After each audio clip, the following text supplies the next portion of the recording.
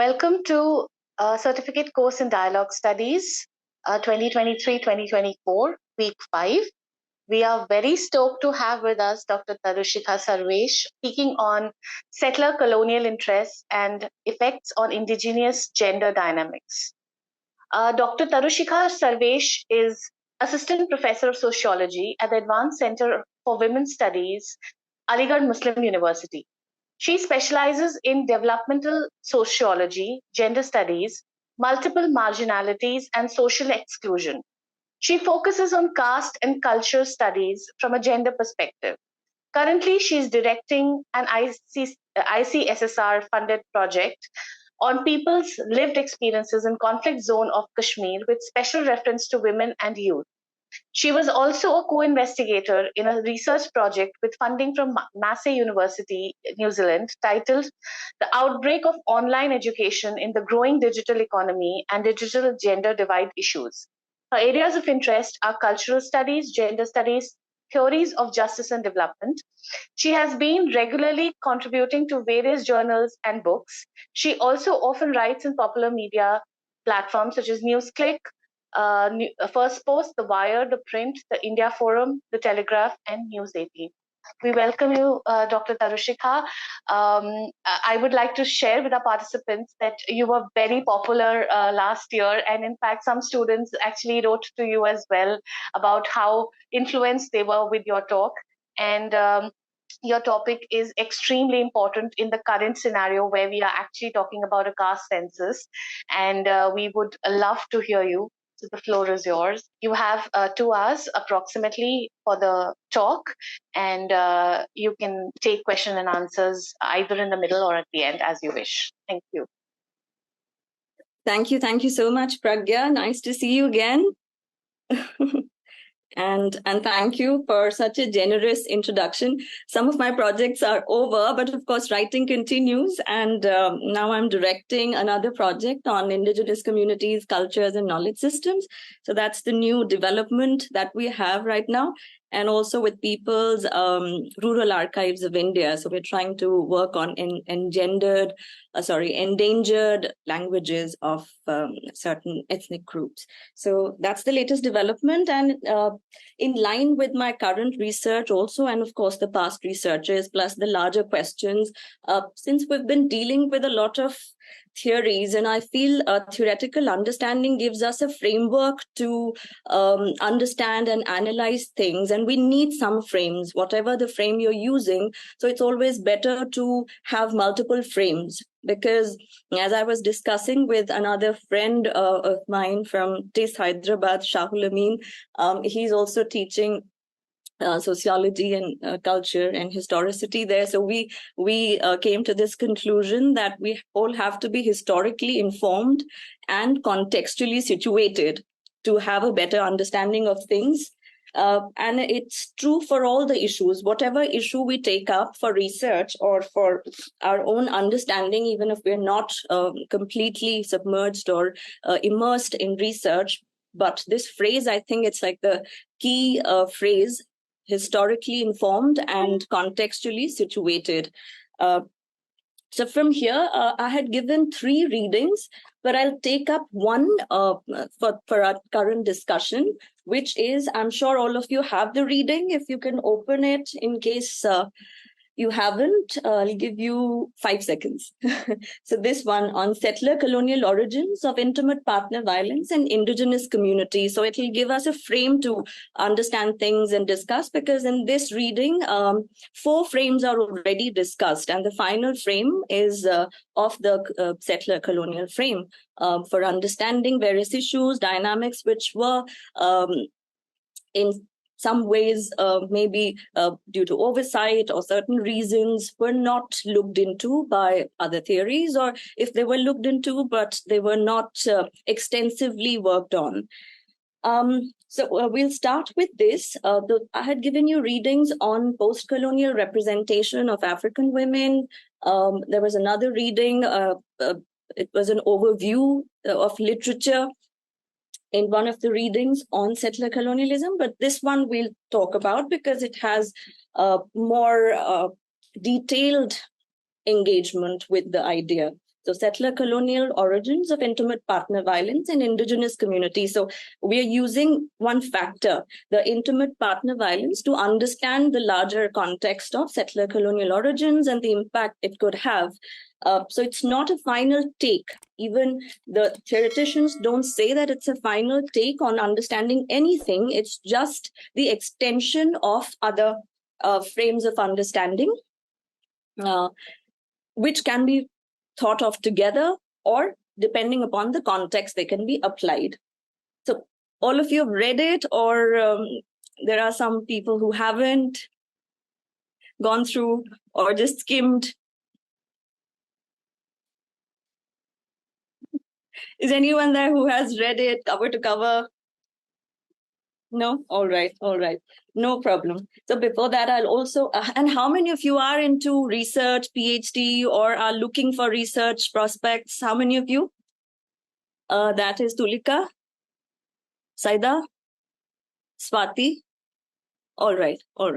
So yeah, for researchers and especially for Asif also, you also are into research? Okay.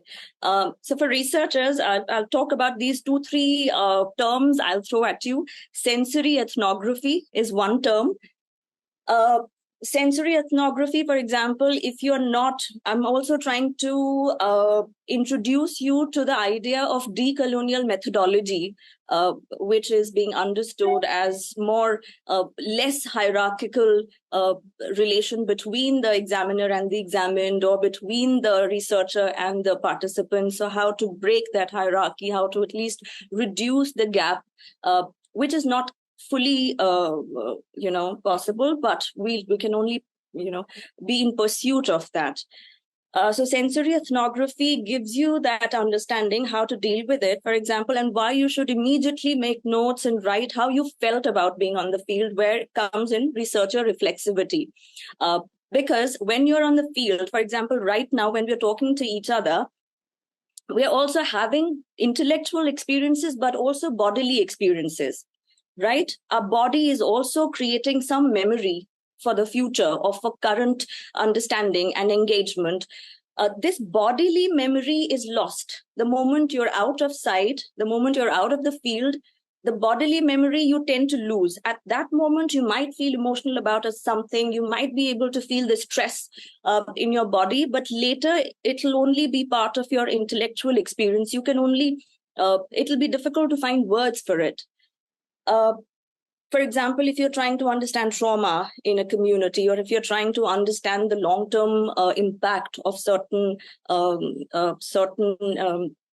example, this phenomenon of intimate partner violence or any other social circumstances, the moment you're there, when people are narrating, or when you're observing things happening, or if it's not out-and-out violence, but in the language, you will feel some tension in your body.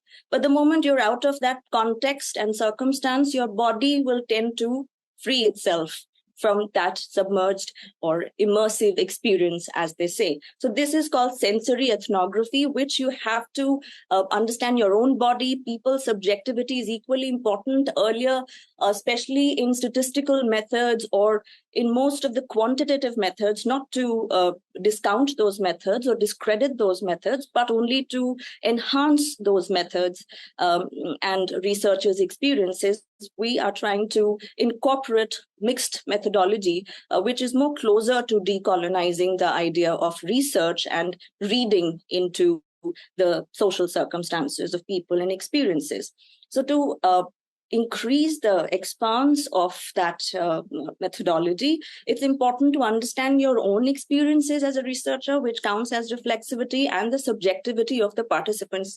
Now here, for example, if certain communities are living by certain myths, so as a researcher or as a student, and as people who are, we are also product of our own times. We're all part of the Enlightenment understanding of ideas. So we try to, again, what do you think? I'll ask you a question.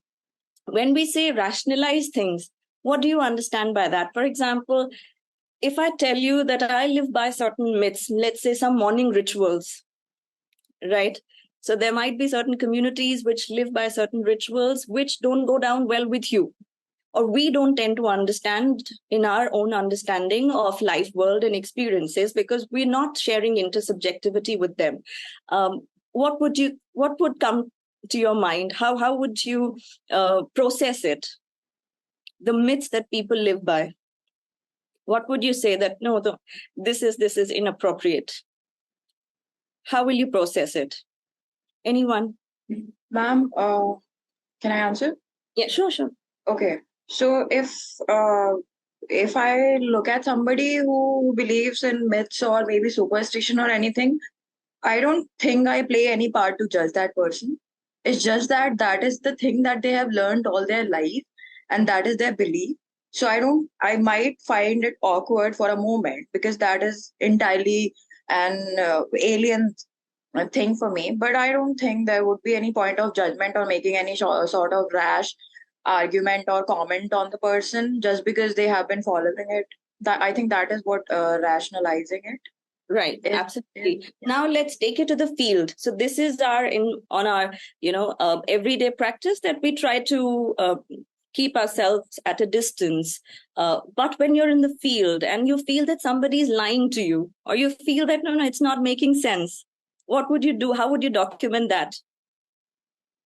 How would you make it part of your methodology or your research design or your own understanding? You would need some time to process it, but how will you do it? When you feel that, no, this is not what you're trying to understand, or they're taking you to another track and you're digressing a lot, or they are digressing a lot, and this is not working out. I guess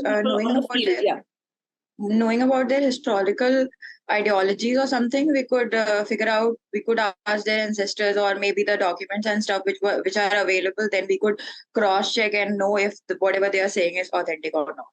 Right. So, but that's the catch. What kind of authenticity are we trying to look for? That's the catch. Thank you for the word. What is authentic when we say, what is that authenticity we're looking for, and what will be authentic? Is it debatable? Is authenticity debatable? Tell me how. Asif is nodding. I think you need to unmute, Asif. Sorry ma'am, I think हम authenticity को लेते हैं generally popularity के हिसाब से, चीजें कितनी ज्यादा पॉपुलर है। मेरे ख्याल से अगर हम जैसे अभी रेशनलाइजेशन की बात हो रही थी, तो जनरली मैं जिस तरह से रेशनलाइजेशन को लेता हूँ, मेरी खुद की एक फिलॉसफी है जो मैंने बाय द टाइम लोगों से सीखी है। लेट्स से कि अगर हमारे पास कोई फैक्ट है जो बहुत ज्यादा पॉपुलर है, I don't know if it like वो सही है या गलत है, तो व्हाट आई डू कि मैं देखता हूँ कि उसके जो उसको जो सपोर्ट कर रहे हैं वो कितने फैक्ट्स हैं, और जो उसको अपोज कर रहे हैं वो कितने फैक्ट है, और फिर वो बेसिक नोशन पे उसका इंट्रोस्पेक्ट करके कि वो कहाँ तक जा सकता है। अगर लाइक मेरा एक सेंस इस तरह से होता है, अगर मुझे लगता है कि हाँ हमारे पास चीजें नहीं है, क्योंकि आज के एज में फेक न्यूज बहुत ज्यादा है, मुझे ऐसा फील होता है, क्योंकि मिस इन्फॉर्मेशन बहुत ज्यादा है। अभी अगर हम बात करें जो भी इंसिडेंट हो रहा है इसका पैलेस्टाइन और इजराइल वार का, अगर हम इस पे भी जाएं तो क्योंकि मैं पढ़ ही रहा था इसको अभी, तो बहुत सारे प्रॉब्लम्स है, तो मैं इसी को जज करता हूँ कि मेरे पास कितने फैक्ट्स हैं जो सपोर्ट कर रहे हैं, कितने उसके अलावा, फिर देन फिर मैं अपनी खुद की एक थ्योलॉजी बनाता हूँ, एक थिंकिंग बनाता हूँ, उसके बाद आई गो अहेड विद दैट। वो हो सकता है सही हो गलत हो, but I feel with that कि मुझे लगता है बेटर। बिल्कुल, क्योंकि कहीं तो हमें अपनी अंडरस्टैंडिंग की लाइंस भी ड्रॉ करनी है, ऐसा भी नहीं कि हम हमेशा ही कंफ्यूज रह जाएं, सो फॉरएवर इन डाउट भी नहीं है, but of course we can always revise our views, that इतनी ओपनिंग होनी चाहिए, जैसे कि आसिफ ने कहा कि it's a constant pursuit of cross-checking, of trying to at least get closer and closer to the facts that are available to us. लेकिन आज के ज़माने में fact-checking भी इतनी मुश्किल हो गई है, especially when we don't have archival material on things, especially when we don't have people to talk about. तो हमारी तो जो हम लोग bank कर रहे थे, we were banking on orality to a large extent, that even when things are missing in archives, there would be some stories passed over generations which we can bank on. But in the current scenario, world over, we see that people are hardly ready to talk about things. तो हमारी orality का scope भी बहुत कम हो गया है. क्या कहते हैं आसिफ? जी मैम, क्योंकि एक नोशन भी है कि जब हम हिस्ट्री की पढ़ते हैं, क्योंकि यहाँ हिस्टोरिकल पर्सपेक्टिव की बात हो रही है, तो हर एक की अपनी हिस्ट्री होती है, हर कोई अपने नोशन से हिस्ट्री बताता है। लेट्स से कि अगर मैं बिल्कुल। So there are histories, since we're talking about history, तो एक हिस्ट्री तो होती नहीं है. There are histories coming from different perspectives. कौन सी हिस्ट्री छूट गई, किसकी हिस्ट्री आ गई, किसकी हिस्ट्री डोमिनेट कर गई. So there are so many things. So when we are talking about historically informed, we are trying to say that historically informed from various perspectives. That's where theoretical frameworks come in handy. चाहे वो family system की theory हो, चाहे वो feminist theory हो, चाहे वो decoloniality की थियोरी हो, ecological overall large ecological system की थियोरी हो. So these theories do come in handy. तो ये होता है कि आप हिस्टोरिकली जब इन्फॉर्म्ड होंगे, but from multiple perspectives, of course, क्योंकि एक की हिस्ट्री दूसरे की हिस्ट्री काउंटर कर देगी. There are many chances which will face that one history is countering the other history. तो हमें गैप्स ढूंढने हैं. That's where gap in literature comes in handy. So by going now that we have started about the framework and multiple histories and perspectives, we'll dive in directly in the frameworks that we are going to discuss today. तो एक larger उससे start करते हैं कि कैसे IPv intimate partner violence के के factor से हम एक ये फैक्टर ले रहे हैं, but this is not the only factor, of course, when you are trying to understand frames and methodologies and theories और इवन द कॉलोनियल एक्सपीरियंस. ये एक एग्जांपल के तौर पे वी आर टेकिंग, राइट? इसमें क्या है, if you look into the readings, there are multiple theories. For example, the first theory is family violence theories. Within family violence theory, we have social ecological theory, we have family system theory, we have resource theory. इसके अंदर भी 2-3 और frames हैं जिसके through हम देख सकते हैं, which we'll discuss and take up in a while. Then we have feminist theories of intimate partner violence. उनका अपना frame है, which we'll discuss. कई एग्जाम्पल्स हैं. उसके बाद एक है holistic ecosystem framework. Holistic ecosystem framework के अंदर जो थियोरीज हैं वो डील करती हैं सेटलर कॉलोनियल थियोरी के साथ भी. उसमें भी उन्होंने एक स्ट्रैंड निकाला है जिसको people are trying to understand through settler colonial theory. Why? Because I told you that we are also talking about people जिनकी histories हमें नहीं मिलती हैं कई बार, orality भी अब मिलना मुश्किल हो गई. And who are those people? The indigenous population. I'll put a caveat here for you that now the idea of indigenous or indigeneity is also contested. Are you aware of it? कि indigenous कौन है, indigenous कौन नहीं है, that's also contested right now. ये एक अलग ही डिबेट चल रही है, which we have to be very of and aware of, because if we have to form arguments we have to know the current debates and be informed and abreast of the latest debates that are happening.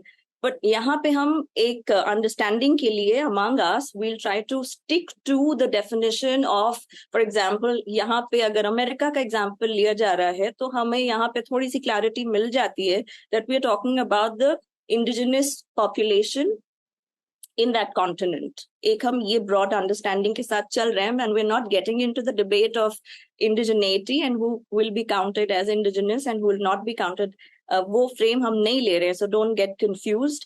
But of course, if anybody wants to read about it and indulge, you can always read later on your own and maybe try to apply these frames even to understand indigeneity, right? That's not a bad idea. Last में आप ये भी मुझे बता सकते हैं, can we really apply these theories to understand the definition of indigeneity and the contested language of indigeneity? तो हम लोग इसमें बात करेंगे the strengths and weaknesses of these theories. और एक और चीज है, as I said earlier also, that we are not discrediting or discounting any of these theories. We are just trying to build on those theories, right? ऐसा नहीं है कि एक के बाद जो theory आई है वो पहले वाली को बिल्कुल खत्म कर रही है या dismiss कर रही है. We're not dismissing any of these frames. We are just trying to build on these frames for a deeper understanding.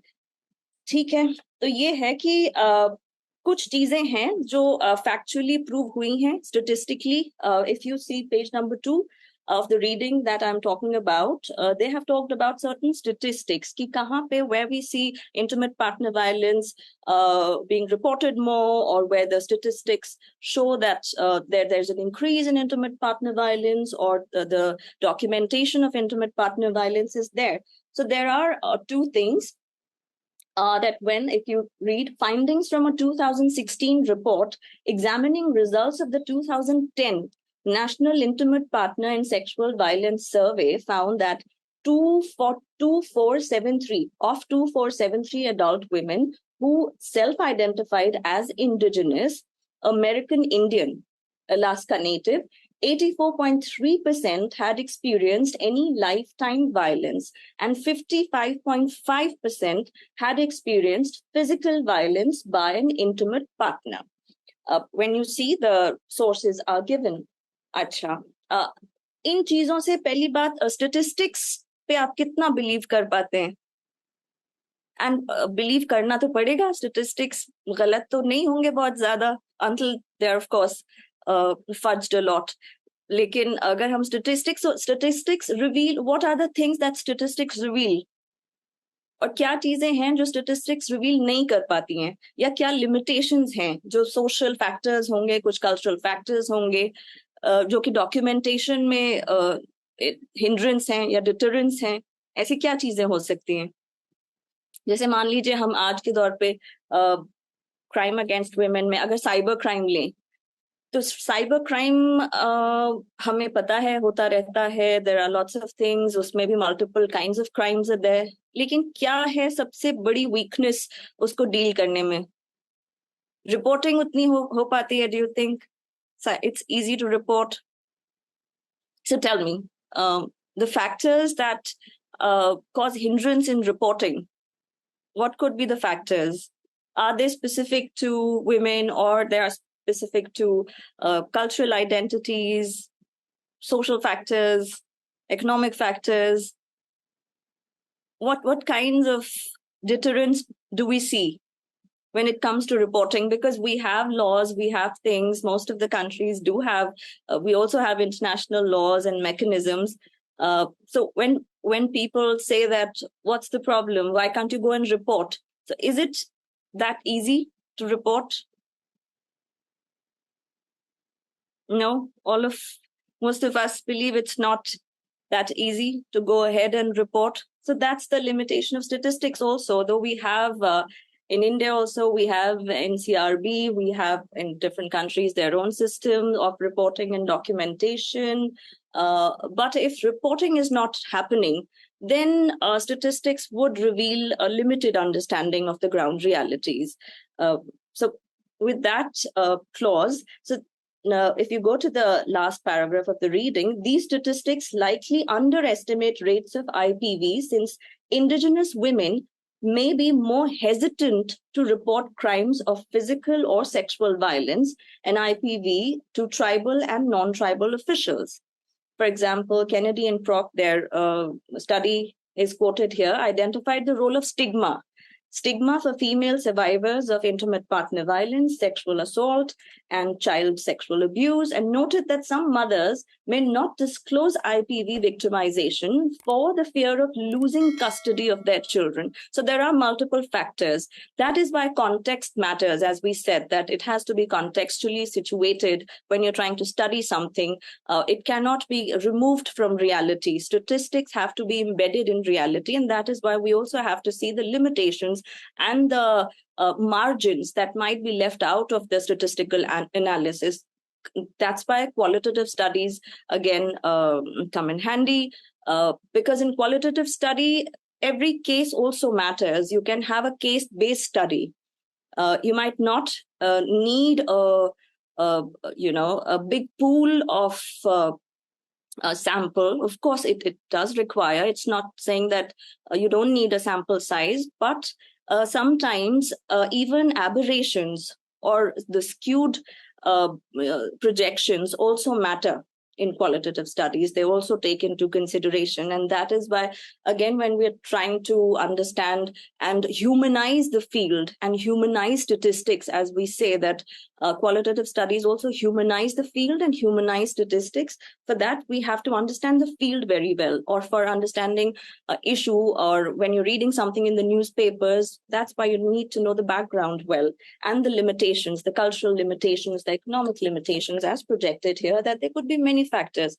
We can't discount stigma. We need to know, for example, today also, when people ask in our classes or in our everyday life that why can't women go out and report when everything is in place? We have all the structures, all the provisions. What is stopping you? Or when people say that why can't you speak? What is stopping you? So we can't see these invisible structures that surround us, or how we are situated in those structures and circumstances. Right. Now, on the next page, if you go to the next page, IPV victimization is associated with numerous negative consequences, including suicidal thoughts. For example, if we're trying to study suicide, are we going to individualize it? Are we going to bring in the social factors? Which now, again, disciplinary boundaries also matter. Which discipline is going to look at suicide? If it's sociology, if it's psychology, if it's history. So we have to also, when we are trying to understand or use the sources or look at the books and the readings, we also have to see from which perspective. So one is, of course, multiple histories perspective. Another is disciplinary perspective also. That is it being individualized when somebody is trying to show a case study? Is it just the mental structure of one person, two persons, or it's individualized? Or the structures are also taken into account, which this theory, while reading IPV, people realize that intimate partner violence situated in its historical context has to be read, plus it cannot be completely individualized. Otherwise, it will just harm the process of understanding as well as the individuals who are part of the study. Now, if you come to the second last or last paragraph, here, if you read, fewer studies systematically examine the historical context. Now, please note it down. We're going to talk about trauma and remembering trauma to what extent. So I'll read it out.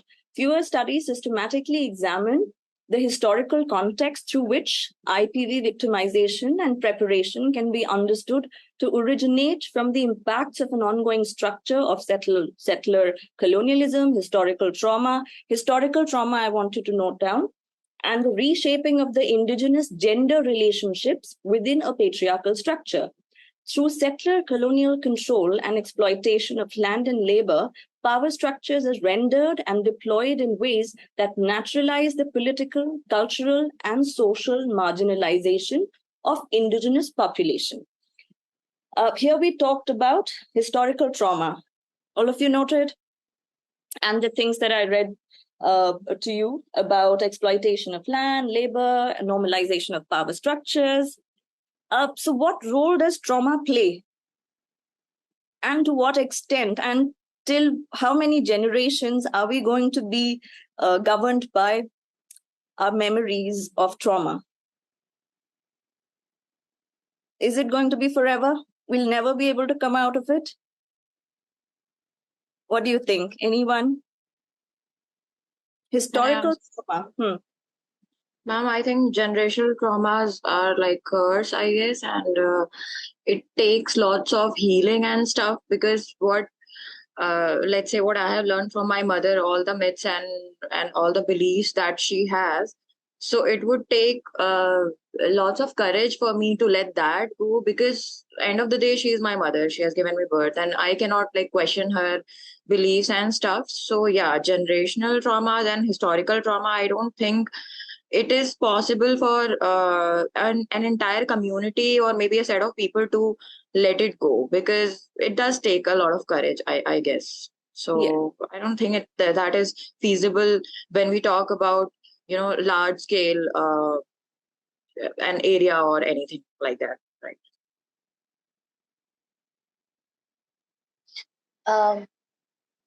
There's also this story that I heard from a partition during the partition part, the story archives, where a woman, Or it will always be part of our system. Or we can work, side by side, trauma and confidence.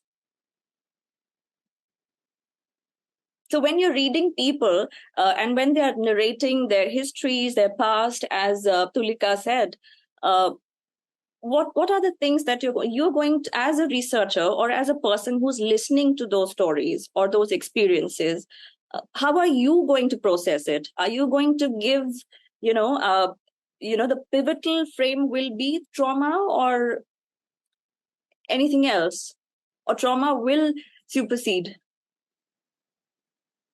As as individuals, when we're reading something, the moment we find that, okay, this was quite traumatic, but there are other things also happening alongside, and trauma due to what? How are you going to weigh in? तो I think जो हमारा social like structure होता है वो I mean जो हमारा social structure होता है उस टाइम का, वो आई थिंक बेस बनता है इस सभी तरह के सोशल ट्रॉमास का, चाहे वो फिर बाद में हिस्टोरिकल बन जाए, और अगर उनको चेंज भी करना होता है, I guess we need a social change, जो कि बहुत स्लो और स्टडी प्रोसेस होता है.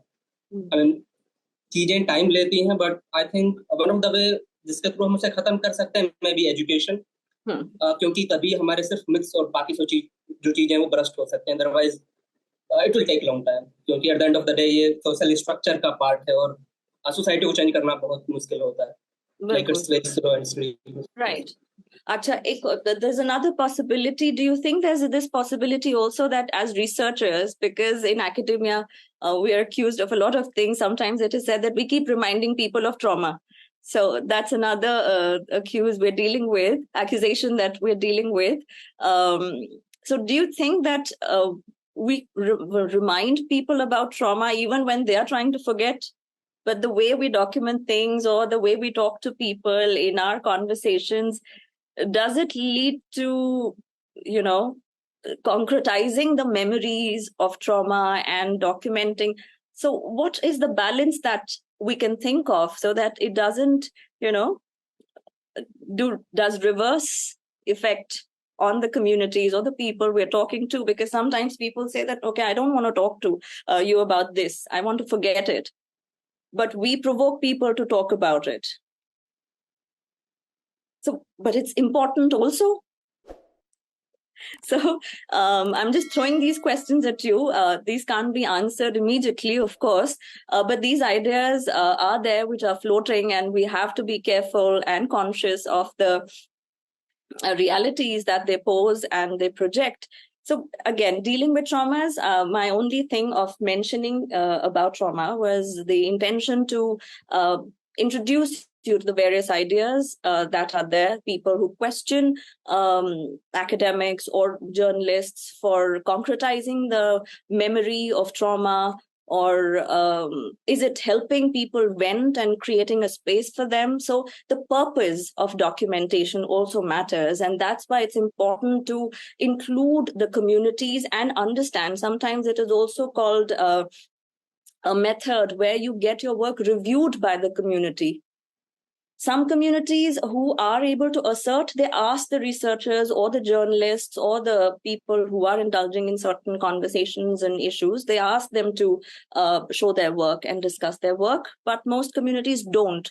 But as people who are dealing with ideas, it's also called a review process through communities, how much they want you to document. For example, you also mentioned about these situations, people living in turmoil zones. Without questioning their, other things, we'll just talk about people living in turmoil zones. It's extremely difficult to document their experiences. Sometimes you might feel that you're doing them a favor, but it might go against them because they're dealing with a lot of structures, especially if we're talking about settler colonial structures, if we're talking about the state laws, which might be too stringent or might be too repressive. So the things that you might think, or the social boycott or stigma. So we have to be wary of all the things, that we cannot make people vulnerable by documenting or by publicizing their stories, and in what way. So you might in your head think that you're doing the best for them by telling their story. But then I have also come across, and we also get to read a lot of narratives where people don't want to say anything about them, or specific instances. For example, if I give you the example of the incident that I came across in my interactions also. So there was this issue of a girl who was found with an army personnel near the airport in Kashmir. So how to talk about this? So some people wanted to say, because any affiliation with army personnel who are seen as outsiders and people dominating the area, any affiliation with that person, even if it's not for any benefit, if you're just spotted, how to say that? So some journalists, they wanted to, make the family statement stronger by saying that no, it was not for any other purpose. They had nothing to do. They were not taking any favors from the army. So they just knew them as neighbors because they used to visit. So, but the people, the cultural community, they would think, as neighbor, how can you have such cordial relations with people? How can you normalize these relations? So that story also backfired, and where people projected that, okay, maybe it was the case of elopement, obviously that's going to backfire much more and will be co-opted by both the dominant narrative and the idea of stigmatization. So how to express these stories, right? It becomes very, very difficult. So we are walking on a thin line where the moment, a few millimeters this side, a few millimeters that side, so that's a tightrope. That's why I said it's sometimes to contextualize is very difficult, especially when we are using our frame of rescuing people. And we all have a tendency to rescue people because we feel that people who are in difficult situations or in trauma, we want to rescue them, but they don't want to be rescued the way we want them to rescue. So that is why including the participants in your understanding, then the idea of what narratives can be eliminated and the narratives that can be included comes in. So are you an honest person, a researcher, or are you telling the story honestly? What to do? That's the moral dilemma most of us face, especially when we talk about gender dynamics. For example, if we're talking about stringent laws, or if you're talking about, for example, I'll tell you the case in India, Western UP, the Khap areas. So they also say the dominant community there, the cultural system is of Jat population, the Gotra system, the clan system that they follow. So they say that, so some women also say that because of the laws, or because of initially there was a few years ago that the court tried to ban the Khap system. But it's a cultural system spreading over a region. How will you ban it? Because it's a cultural system. For example, if you say that you're banning an entire community, so what could be a better way of dealing with gender dynamics? They said it would help in preventing honor killing. But then people inside those communities, they felt that it will increase honor killing because the cultural system will feel threatened by the other laws that might be imposed on them. So how to deal? What would you do in such a situation? What would you say about women's security, safety? That the laws which are for their safety, security, but if they are not interacting well with the cultural system, what would it do to them? Anyone? I gave you this example. So in this complexity, what can be done?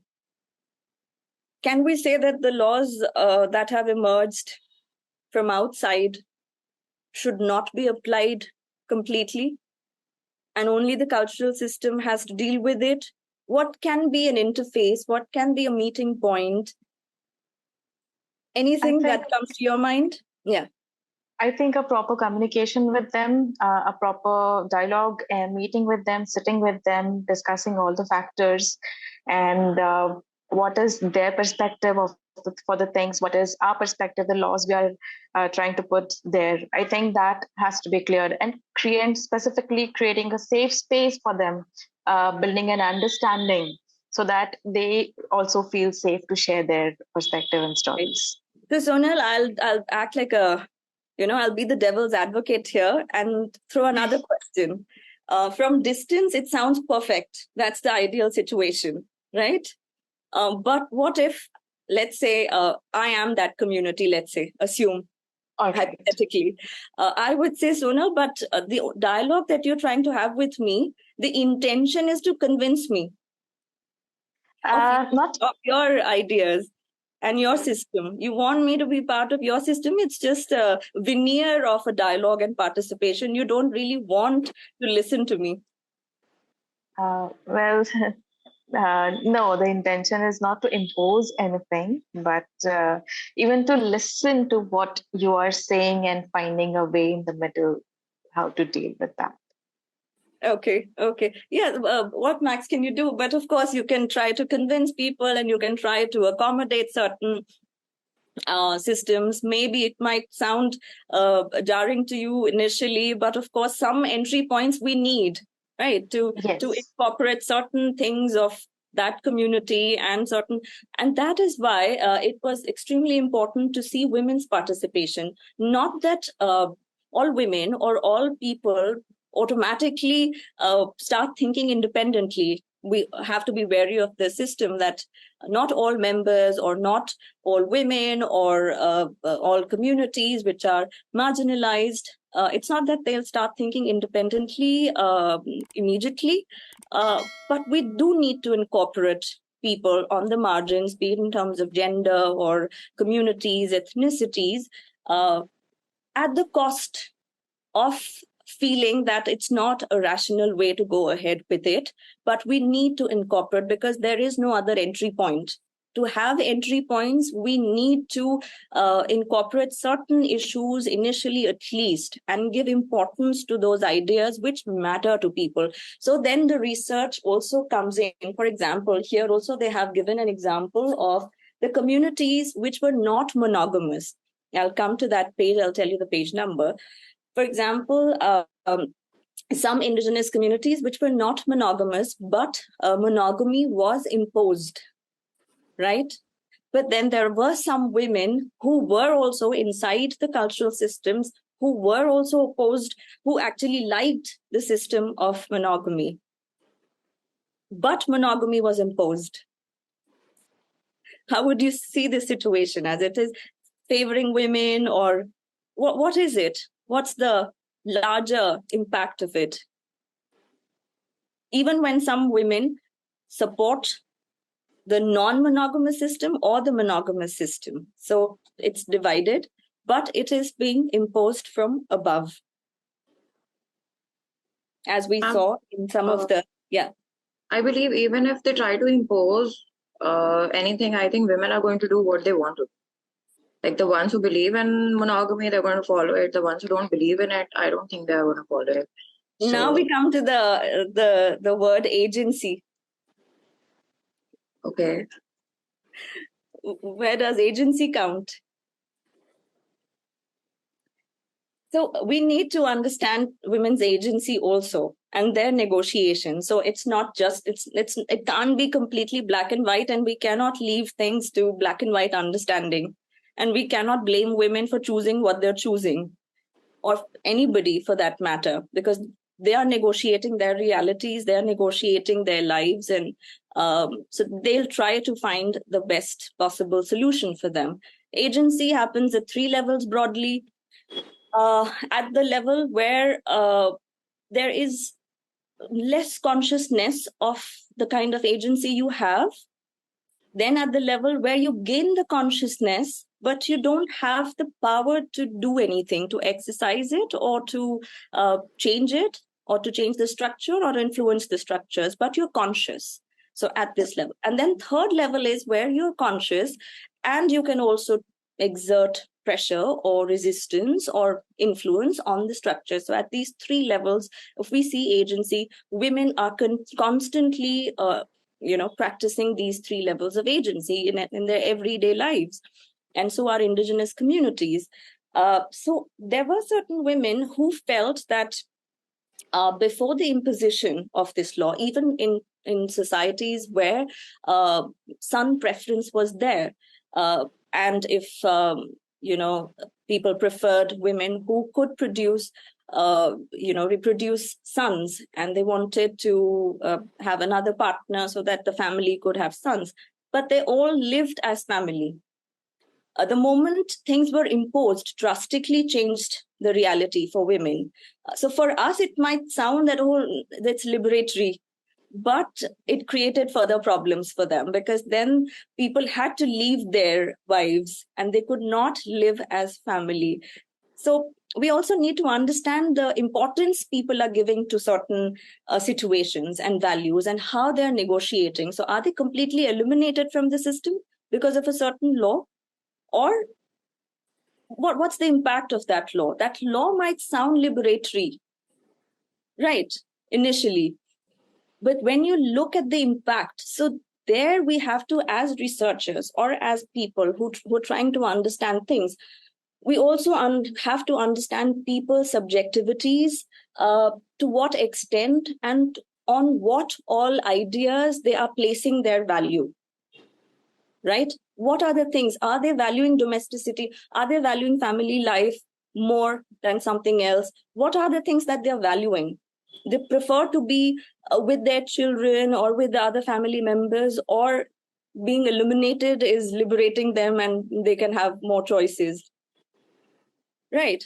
How are you going to see this situation for this example? And if we try to see it from a gendered perspective, anyone?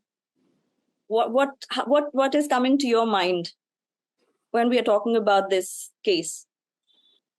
And there would be certain women who would say that, of course, monogamy works for us, it is more humane. But then there would be certain women who would say, no, it's just breaking our family. So can we attach morality? And whose morality?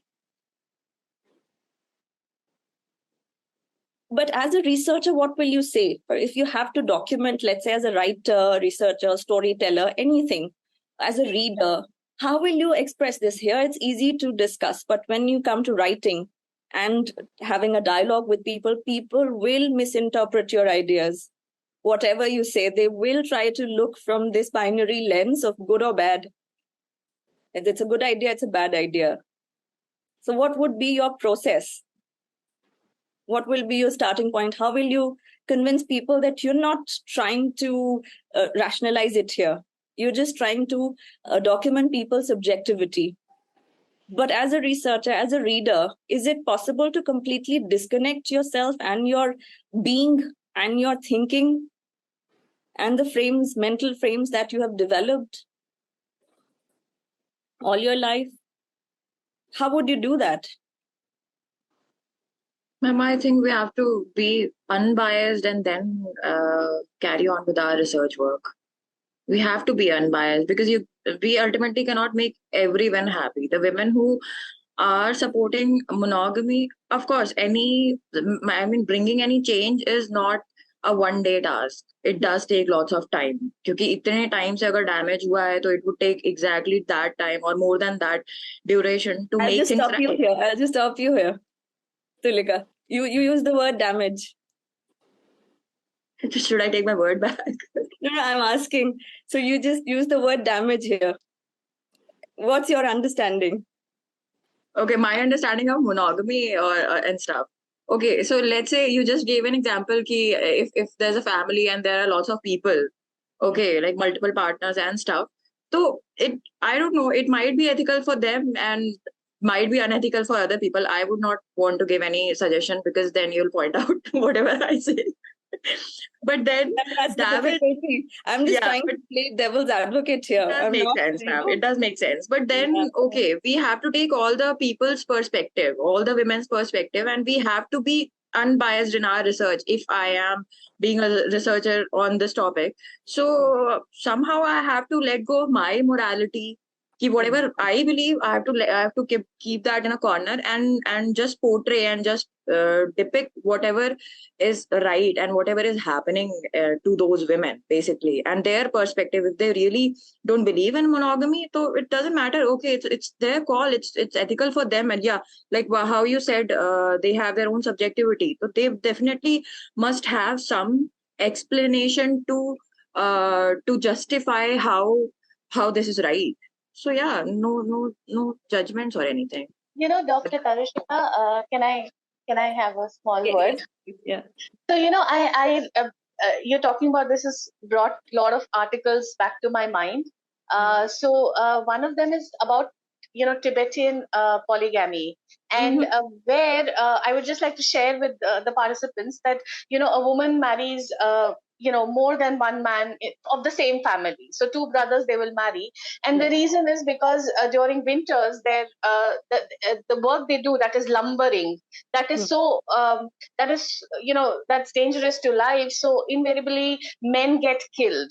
And because, you are having both the brothers are, let's say, having kids with the same woman, they don't know if they are the uncle or the father. So even in case where one dies and the other person is left, even if it is not their, even if they're uncle, they don't have a way of knowing it. So they treat that child as their own. So it's economics that drives this. It's a need. Similarly, we might, as an urban woman, I might think that, oh my God, I can never bear to have my husband have another wife.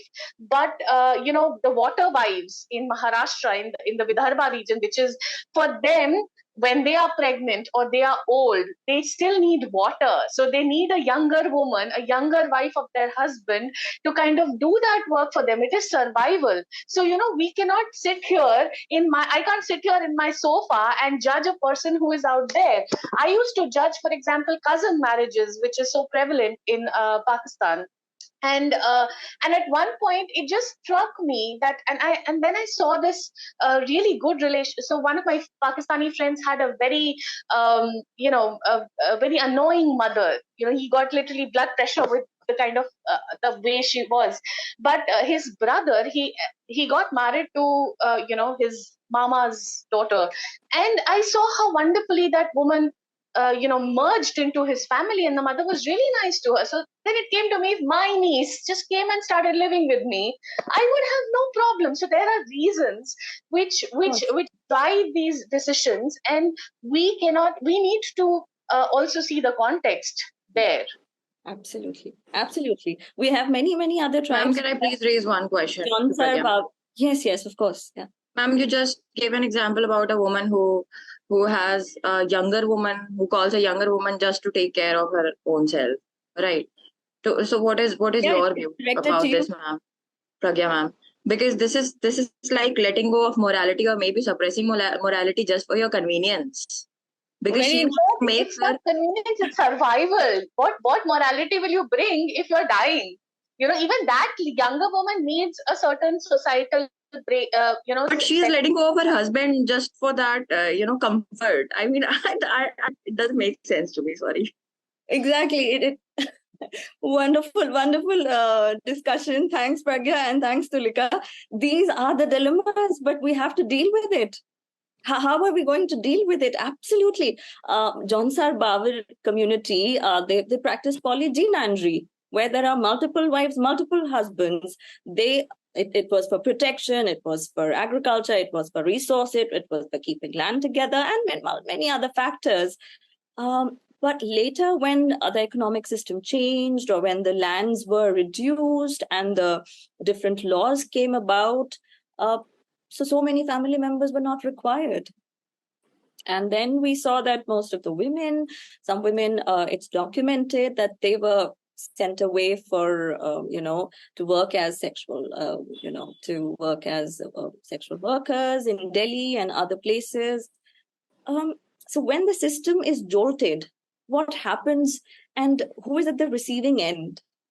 So without passing any moral judgments, we can just trace the changes and the pattern.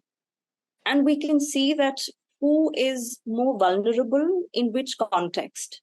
So, of course, Johnson Bower community, they had their own justification of polygynandry, of multiple husbands, multiple wives. There are many communities which practice polygyny, which practice polyandry. Polygyny would be more wives, polyandry would be more husbands. Polygamy is the larger concept. So, how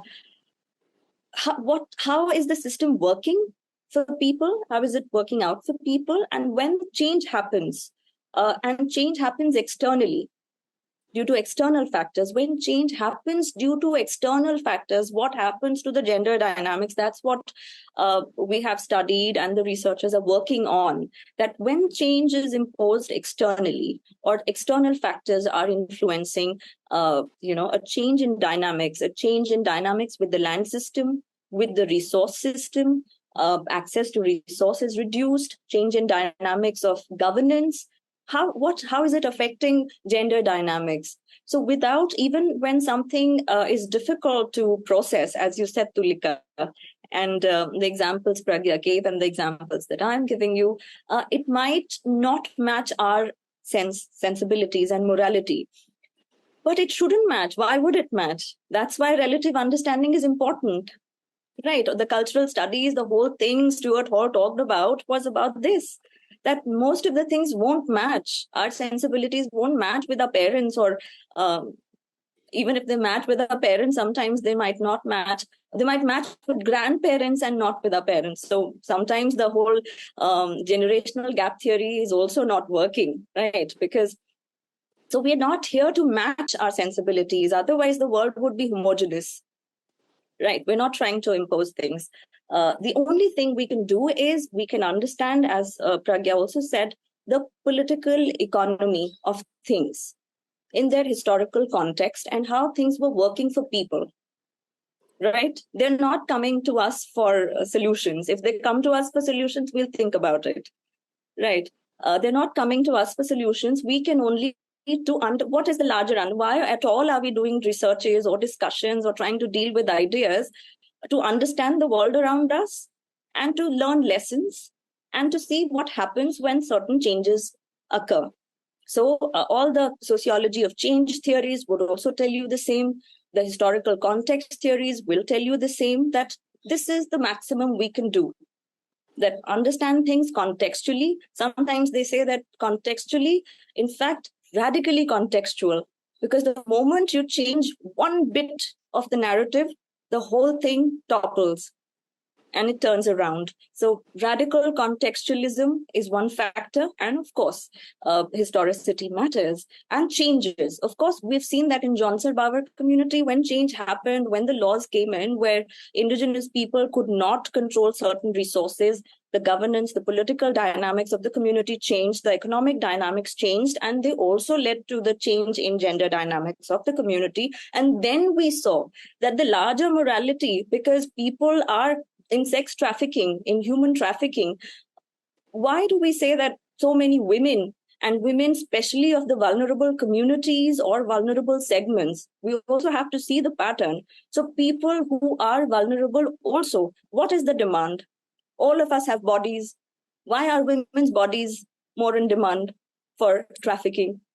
Labor is there, sexual favors are there, lots of other things. But is it just because inherently people like women's bodies more, or it has something to deal with the social cultural ideas that we have around women's bodies and the satisfaction that we gain by using women's bodies, something like that?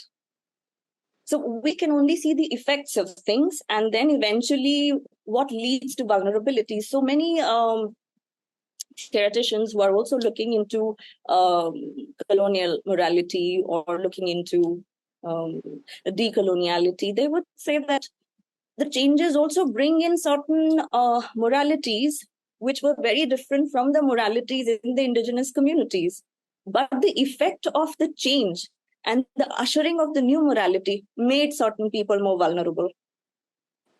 Right? So we see that the effect later, what happened with many women who were sent away for different kind of labor and for different kind of purposes to work as for different purposes, which were making them even more vulnerable, that could be said that it happened because the larger morality that existed in the society and was ushered in, and the idea of women and women's bodies and the use of women's bodies. So all these things have to be taken into consideration. What do you think, Tulika, now?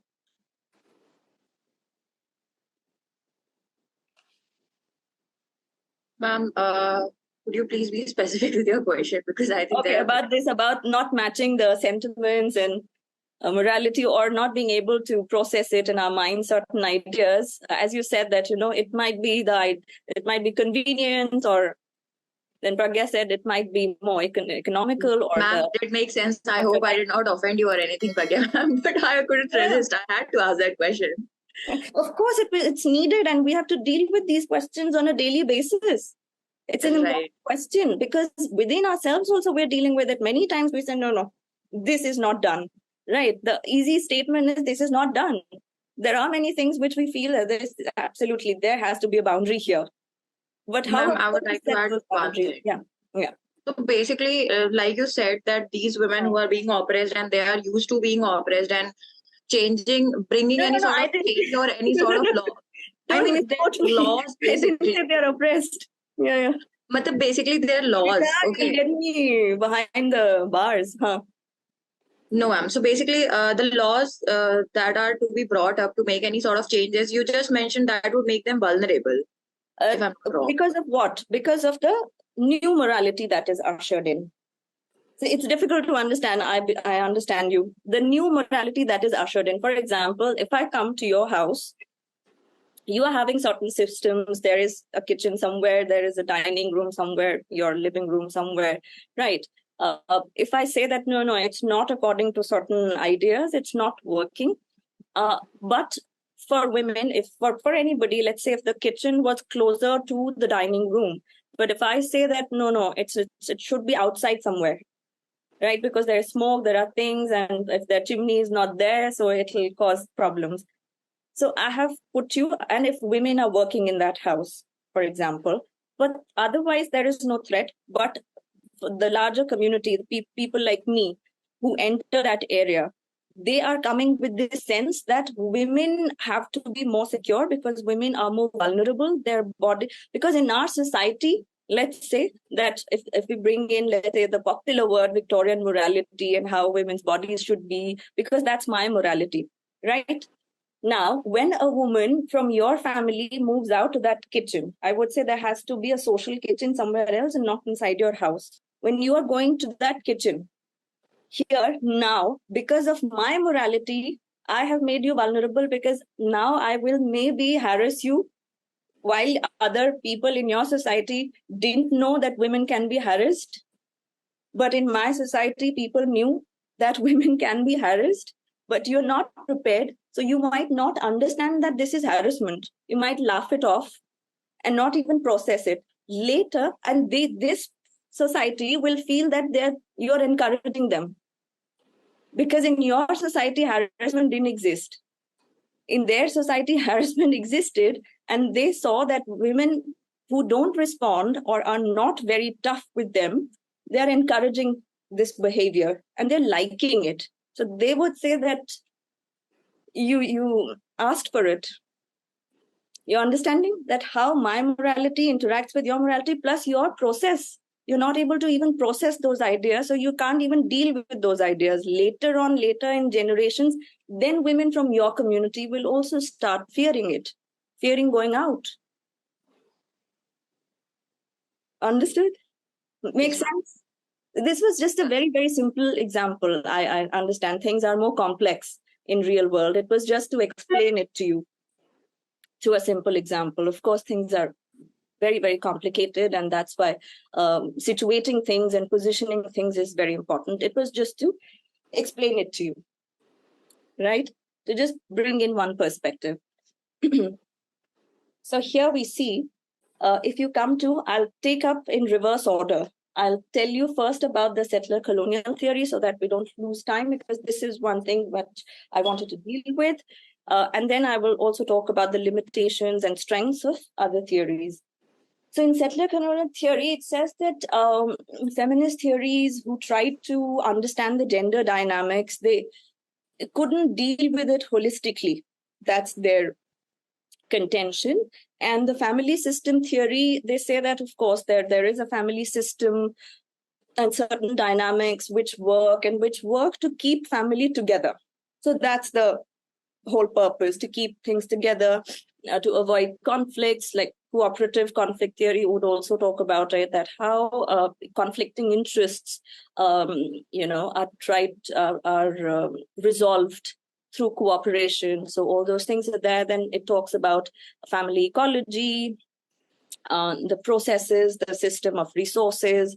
Then it also talks about system of resources, that if somebody has more resources in the family, the gender dynamics or the family dynamics would be in favor of the person who has more resources. Then certain studies had mixed representation of certain cases where it was seen that women who had less resources also faced violence, and women who had equal resources or enough resources also faced violence. So even then we also talk about how much education leads to equality or decreasing violence, or independence leads to decreasing violence. What do you think that independence, or if people or women who start earning, the more and more women would face less and less violence, and the women who become independent? Is violence directly proportional to this? Can we say that with clarity? No? Yeah, we cannot, because that's what even the studies have shown, that it's a mixed representation. We can't clearly come out with that. But the larger idea, the broad understanding is that to some extent it's feasible, and sometimes people can take action if they are on their own, or if they have certain space, and they can deal with things slightly better, maybe. That is one understanding, but the limitations are also many of most of the theories. That's why it's good to use multiple frames of understanding, and especially when we're talking about indigenous people and marginalized communities, because there are certain studies which show that the ecosystem of the communities, of the indigenous communities, was quite organic. Women had control over resources, over land, and decision making, which was disturbed or disrupted by the changes that happened during the colonial period. We'll see through certain examples. If you come to page number 10, it says settler colonial theory or logical elimination. Elimination we try to use, right, to understand certain issues, that this might be having impact or that thing might be having impact, which can be seen as direct link to something. So settler colonialism or a settler colonial invasion, first described by Wolf, is often described as a structure rather than an event. Why are we saying it's not just an event? It's a structure. We have to understand it in terms of structure. So it's not just one-off event that happened and then you overcame and you're just dealing with trauma and it'll be resolved later eventually. It's a structure. We're trying to understand it through the structure, meaning that colonialism persists beyond the domination and elimination of indigenous lands and people, beyond the domination and elimination of indigenous lands and people. So it's not this people came in and people were removed and lands were taken away. So it's not that. It's beyond that, settler colonialism.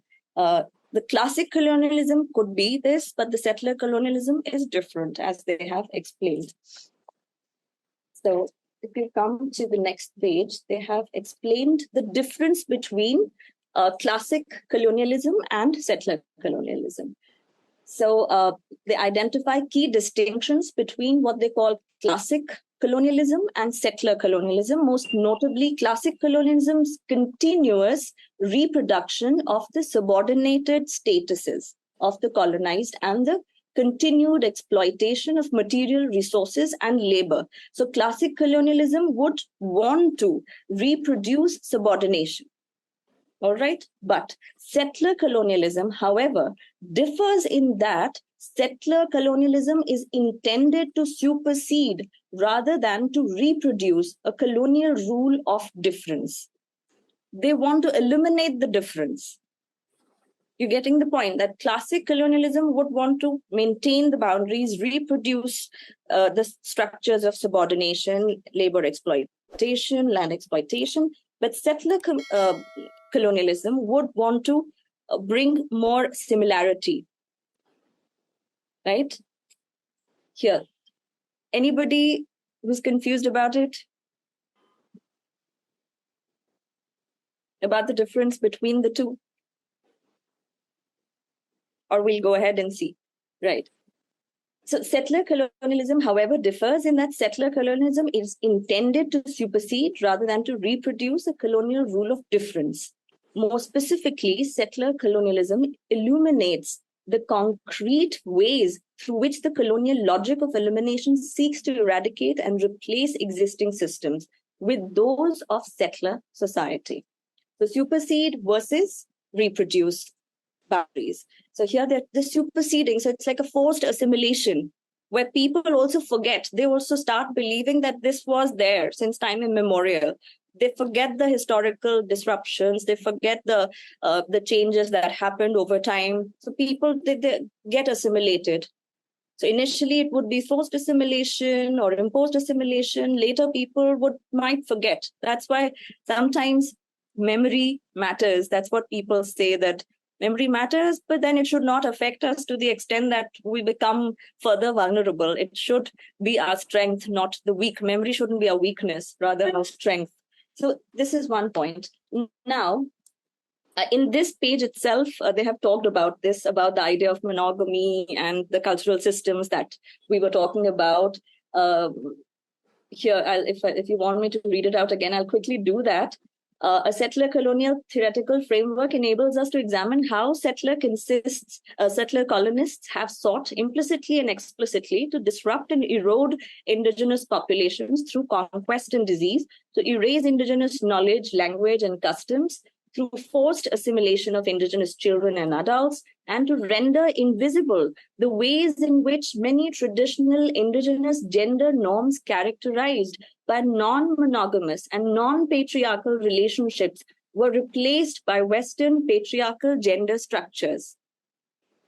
So most of the gender structures that exist today in many societies which have experienced this sort of a system or change, it would be difficult to understand only from one framework, because as we discussed and we realized that broader political economy also matters. And historical changes matter. The rule of law, whose rule of law was there, whose political economy was there, how people were participating earlier in the political economic system, how were the cultures framed according to those systems, and then how did this system emerge? So people ask, sometimes when people gain consciousness about these ideas, they feel, how did we become this? So you will get answers when you look at these frameworks. How did we become this? So colonial policies that devalued the status and role of indigenous women across many different tribal nations. That's what people realized when they started working on these theoretical frameworks. They roles that existed pre-contact cultures were very different from the gender roles that exist today. You'll also see that in the reading that I gave you on the literature and representation of African women. For example, if we talk about African women and their representation, they later started pointing out that African women were having a huge role in decision making and in having on resources also. They manage resources. But what happens in this reading and that reading, in most of the readings, you will come across that when these other value system is imposed on you, it's imposed on the entire community. It's not only on women, but its effects are seen differently. That's why there's a saying that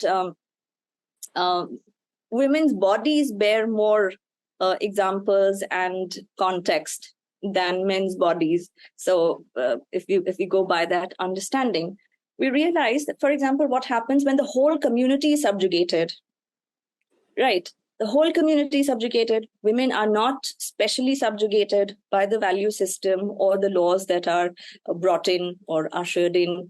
But what happens, because of those changes, people lose control over their resources, over their practices, over their rituals, even their myth making, their idea of ancestry, their relationship with the land. And the entire community becomes resource. Today also, we think of each other in terms of, I'm also a resource person. Right. We call people that, okay, we need 10 resource persons. We all see, and the language of resource has become so normalized. It's practical, it's usage. We all share this intersubjectivity of being a resource, right? And we don't mind.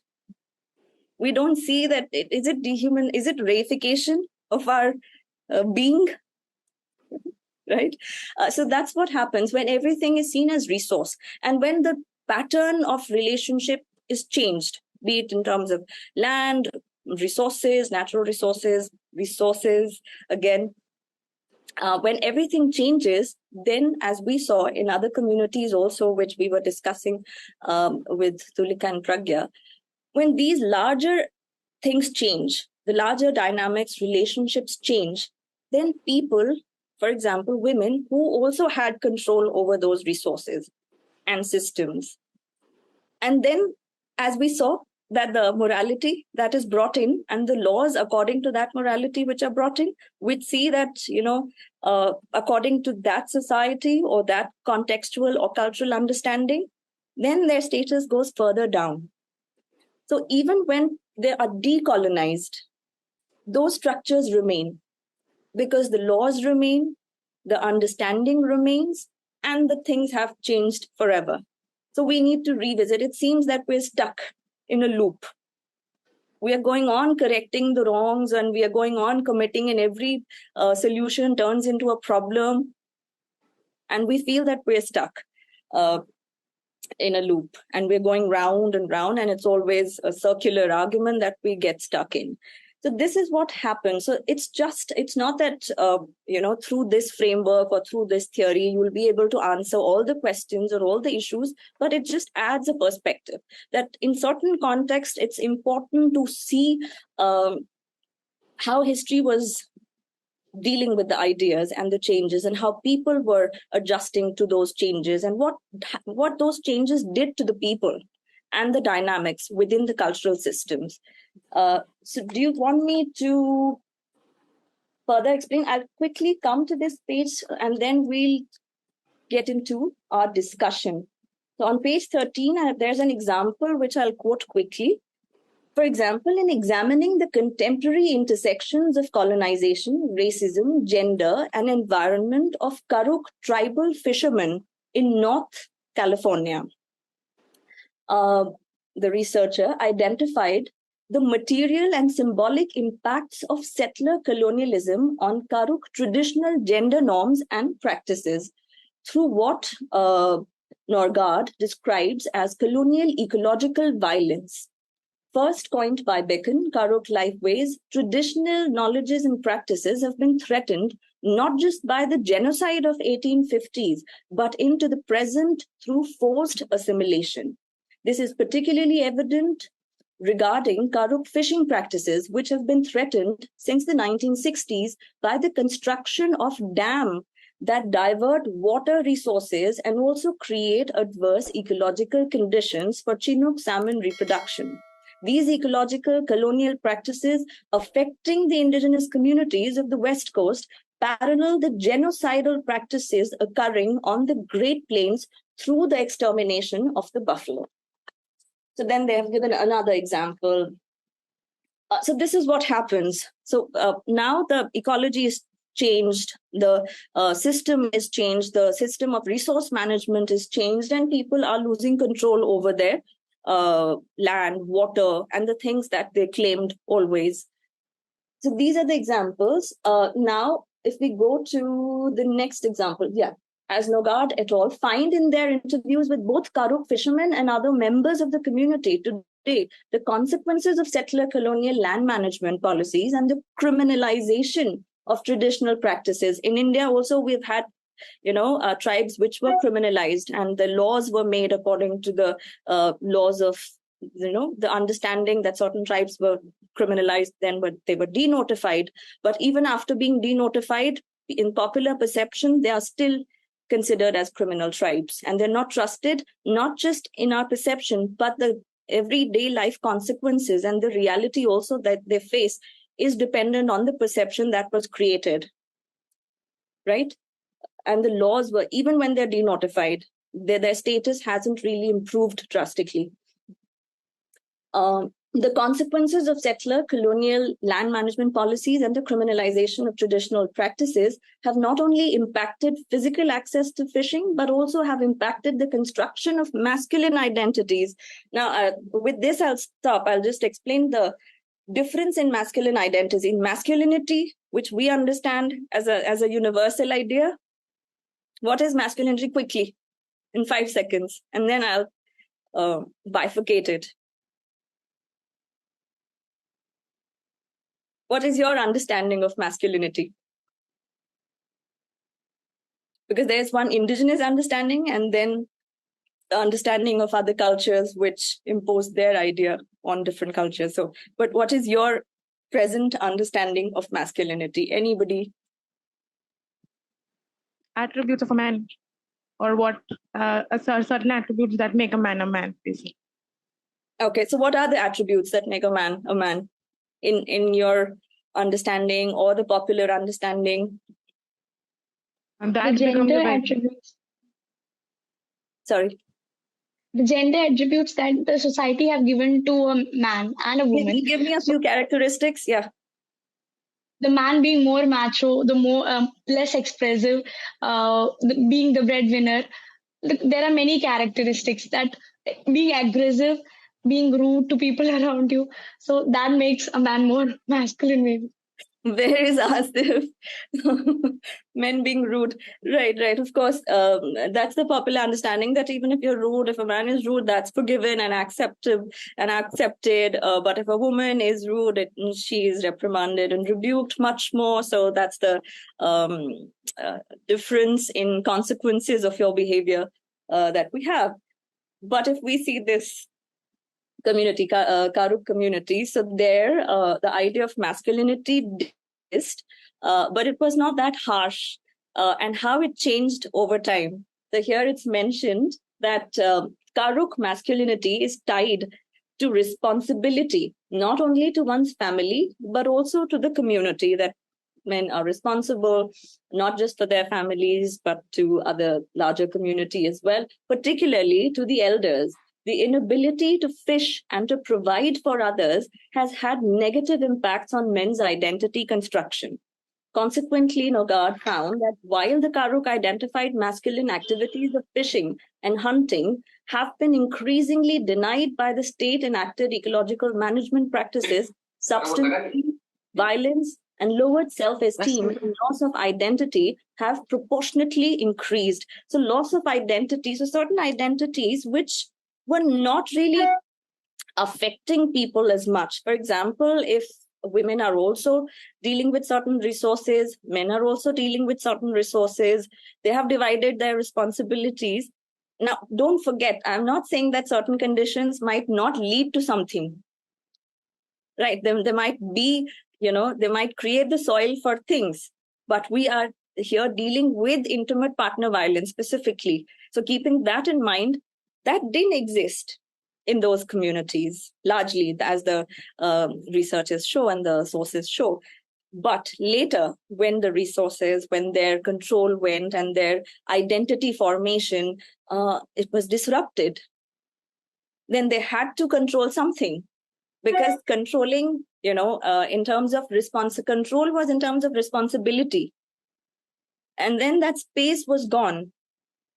So now they have to refigure their idea and their notions, which led to negative consequences and led to a change in dynamics, because then you don't have things. You have to reconsider your whole identity and existence. It was happening to both men and women in the community, and dealing with the larger cultural system, which was bringing in a sudden change. So all those things that people have to deal with. So as we said, without passing judgments or without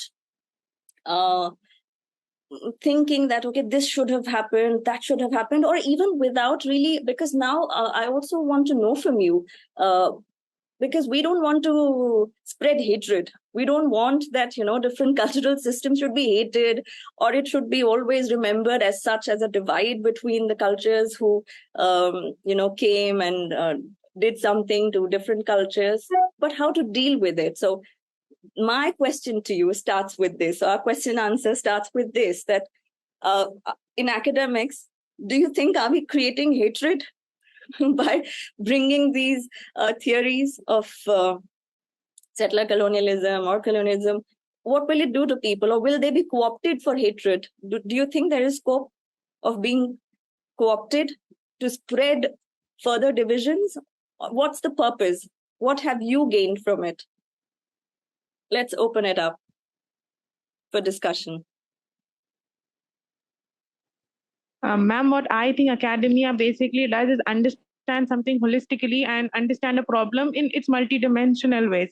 So, and I think so trauma or whatever we discuss, everything plays a part. So academia, according to me, does not necessarily increase hate, but again, there may be chances where people might actually get more aware about the differences, and it may have a negative impact.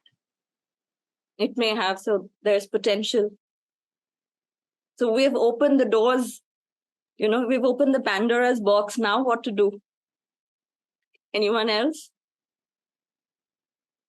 Ma'am, even when there is a possibility of building an hatred towards those communities, we are opening a very new arena, which is very much unfamiliar to a larger academia, of the impact of settler colonialism on the gender dynamics. So even today for me, in person, this topic was very much new.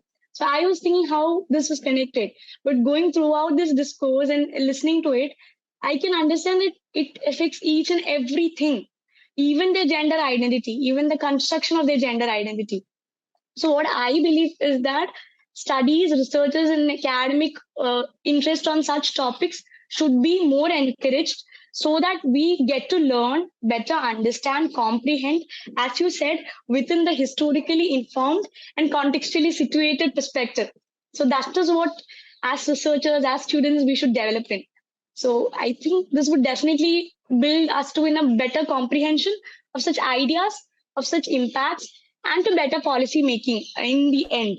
Because as far as I have understood from the discourse that we had right now, is that policy making has a lot of issues in it when it comes to laws and acts on indigenous people, because making laws for people who you are completely unaware of and imposing things that they are not comfortable with, and making them more vulnerable, is not inclusivity. It is making them excluded from society. So I believe policy making, even though we have reservation and many other things, policy making process should be more opened up to include people, to make their voices come out, to make what they want, and to include their culture and identity, and respect them, respect that heterogeneity that we have within ourselves. Yes. So yes. this Absolutely. gives me a larger comprehensive understanding of our heterogeneous identities and the importance of maintaining it, at the same time making sure that it does not lead to violence, or as in our case, intimate partner violence, or any other thing, any other perspective. Right. So sustaining our culture, at the same time making sure that we are not hurting anyone's individual beliefs and value systems. Absolutely. And thanks for mentioning policy. I forgot to mention that. I'll give you an example. So some studies show that since people didn't have this understanding, or the policymakers didn't have, or the incumbents who were sent to these areas to collect information and data, they didn't have this understanding that indigenous women, they are equally well equipped with the understanding of the region, of the soil, of the resources, of the water bodies, and the time that it takes to collect things for fuel. So they were not called, right? And they, in fact, In fact, in some studies, anybody was called. Usually people, now that the kind of gender dynamics we have, so usually men go and attend these meetings from their families. So they should have ensured women's participation as well, because then the data that they collected, they didn't know. They wanted to know how much time does it take to collect a wood or, other things for fuel, for the domestic work. So they should have they should have ensured the presence of women as well who actually do these things. So if you don't have the cultural understanding, and if you don't have the understanding of how the knowledge system works and what is the dynamics of knowledge production, then as policy makers, we'll fail. And most of our policies would be futile. It would be such a waste of resource and energy. Absolutely, Asna. Thank you for bringing it up. Yeah, so any other points and questions or examples?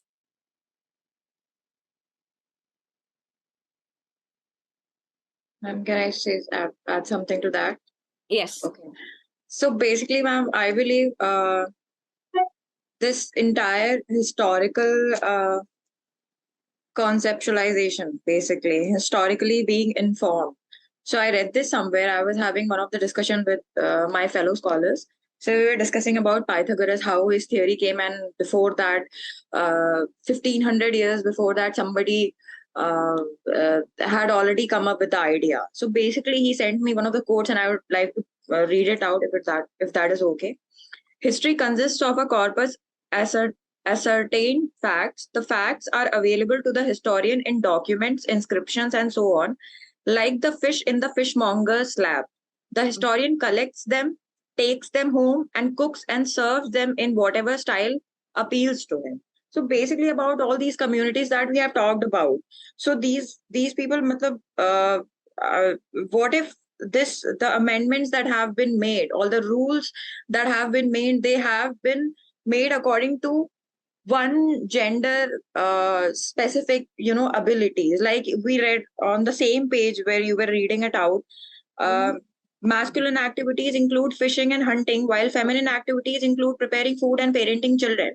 Right, so what if I mean your question about whether knowledge brings hatred or not, it might sound radical, or maybe it would result in hatred, but if we are planning to bring any sort of change in communities, like we have discussed in the entire discourse, so I think somehow we have to take chances. It is definitely going to bring make few people upset about it, and few of them would be happy about it, but I think it is necessary, I guess so. Necessary to do what? To redo, I think, most of the beliefs that have been followed by people. By indigenous people, you mean? Yeah, sort of. Yeah. Of course.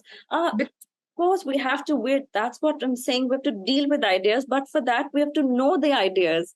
And we have to know why things were happening the way they were happening. What was the political economy of that society or the cultural system? What was working for people? Because sudden disruption without understanding the context will only backfire, will only lead to negative consequences. That's the whole purpose.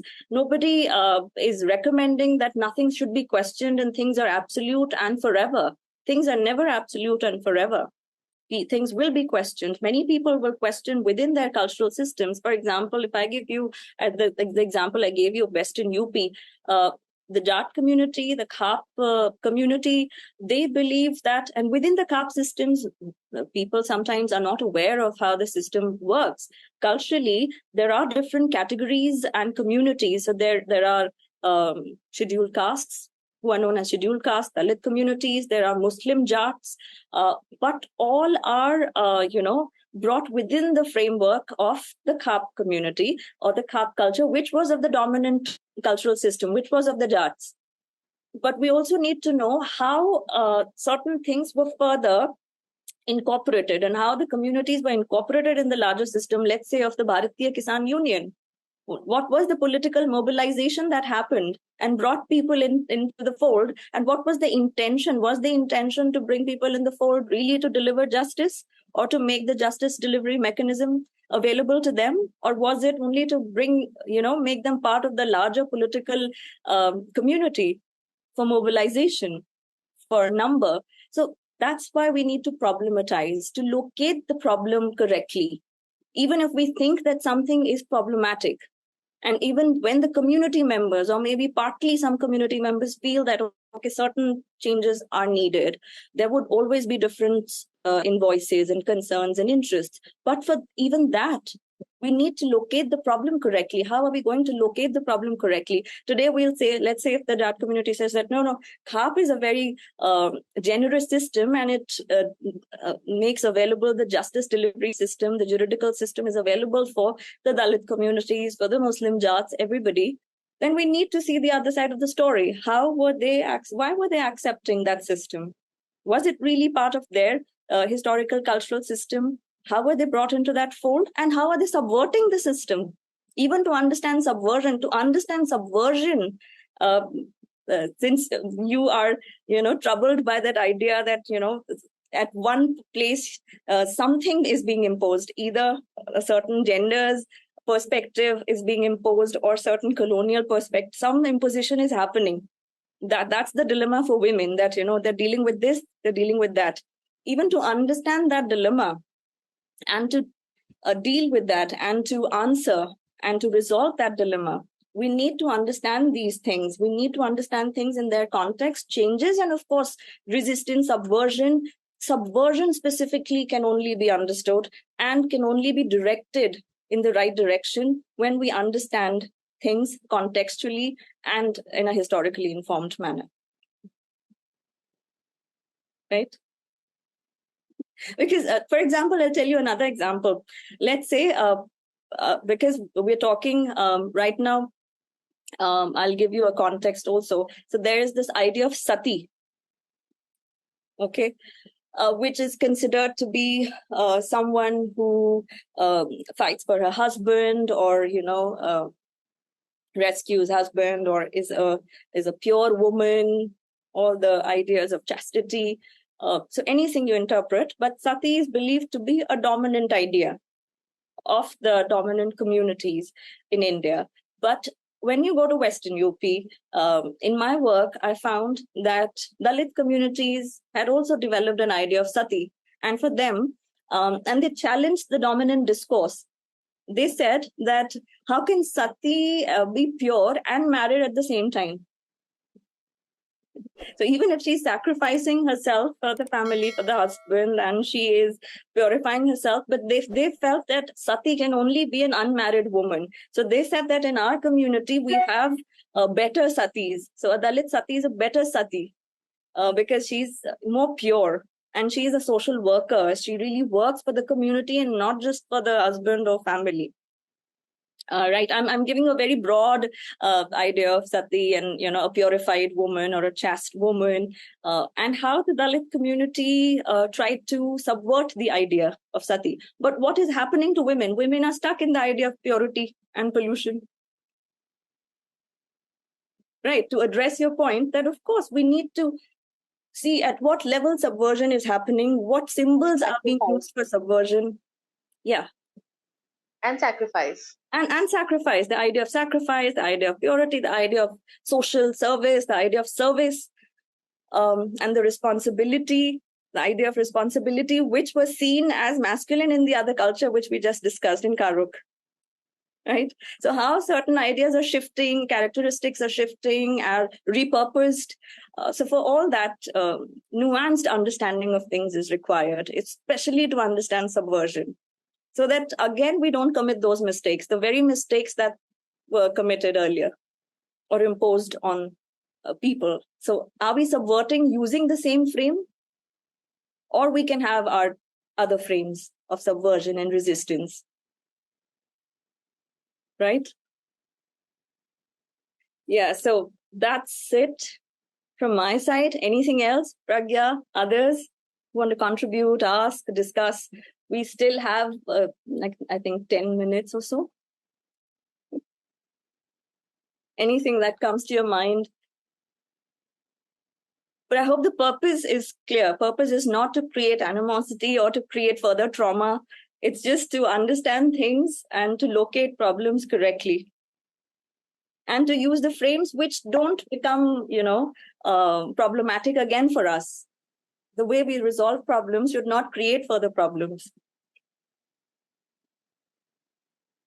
I think I'm just going to share another story. You made me forget that I'm the moderator and I'm feeling more like a participant today. There's this. So I was. Since I work for India Pakistan Peace, I've heard a lot of stories from the partition archive, and there was this one lady. She actually told me that her grandmother was part of the partition, and her family, her parents had given her a vial of poison to kind of drink if in case somebody tries to encroach her honor. And she observed, and she was a teenager, and she observed that, like, early teenager, and she observed that the same thing was not done to her brother. So she internalized that being a woman is actually it's a bad thing, or it's negative, it's not good. So when she was born, she preferred that entire thing of preferring a male child, a male, like a grandson to a granddaughter. And so that when you were talking about generational trauma, a lot of people believe that it's in the DNA, which it probably is. I'm sure a part of it is passed, like other things like survival instincts and everything. But this thing is something that is learned. It is learned, and then it is passed through learned behavior. And I think when you were talking about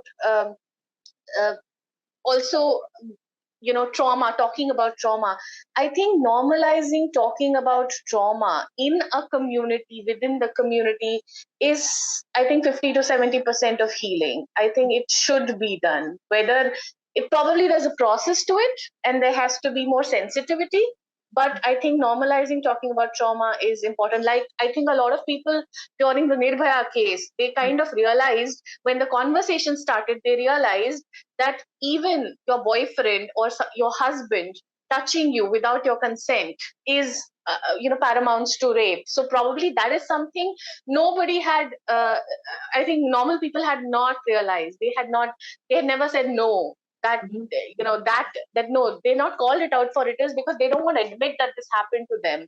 Yeah. So I think that talking is important. Yes, and normalized. Yeah, thanks for mentioning. That's why theories are important. Bell Hooks and many other thinkers have pointed in that direction, that theorization and documentation of experiences it has a healing effect. Theories heal. That's the whole idea behind that many people ask, what's the point of too much of theory, too much of theorization, and it's not helping. But theories heal, because then you realize that it's not your individual experience. This is a larger pattern that is existing in the society. Not to be complacent because of that, okay, it's happening with everyone, so let's forget it. No, it just helps you deal with it better and take steps accordingly. Of course, it's not to make you complacent that, okay, this is normal. So we're not normalizing violence, or we're not normalizing discrimination by saying that, okay, it's happening with everyone, so I'm okay with that. No. Just to help you come out of that idea that it's not your individual problem.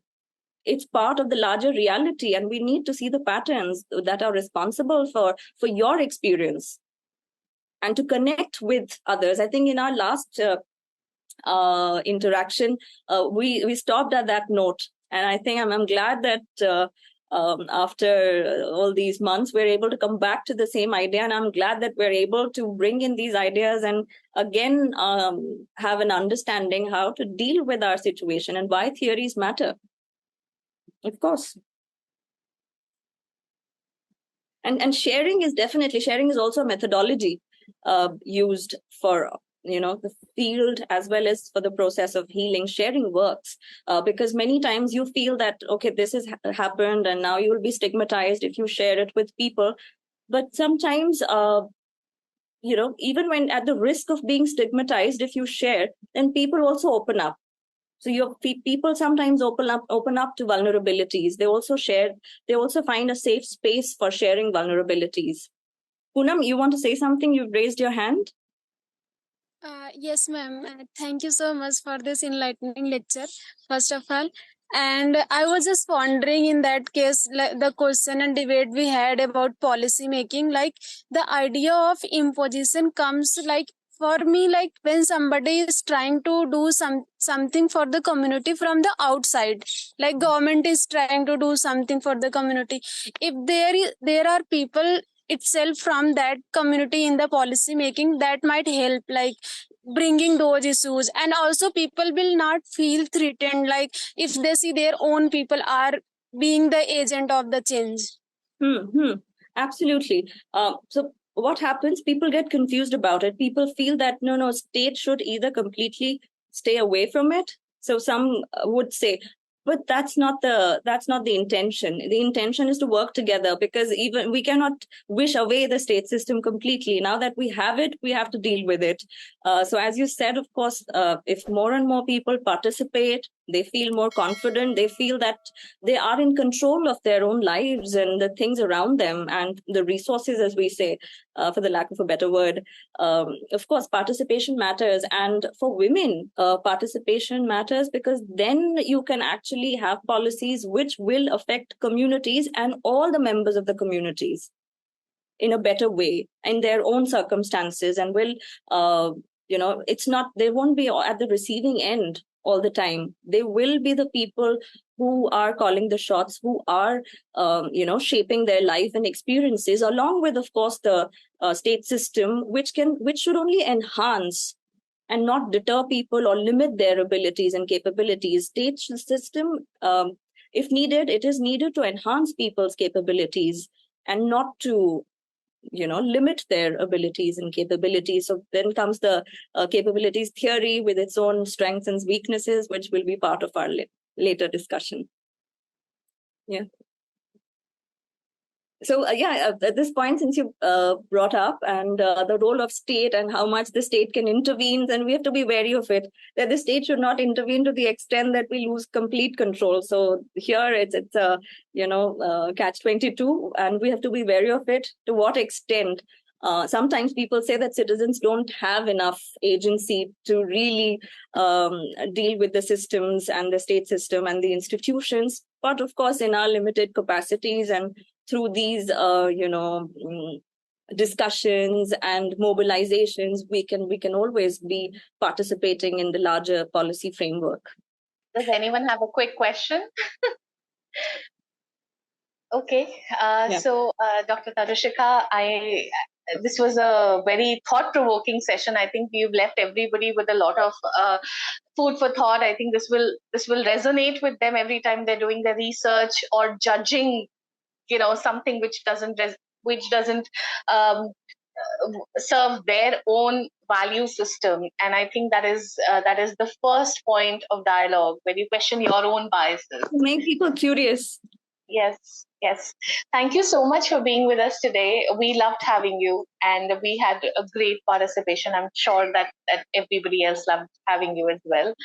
So thank you so much. I'm glad to be part of this, and I'm glad that all of you shared your experiences and insights, and it enriched our discussion. I also have certain things to take away and ideas, which I'll also carry. So thank you so much for the exchange of ideas.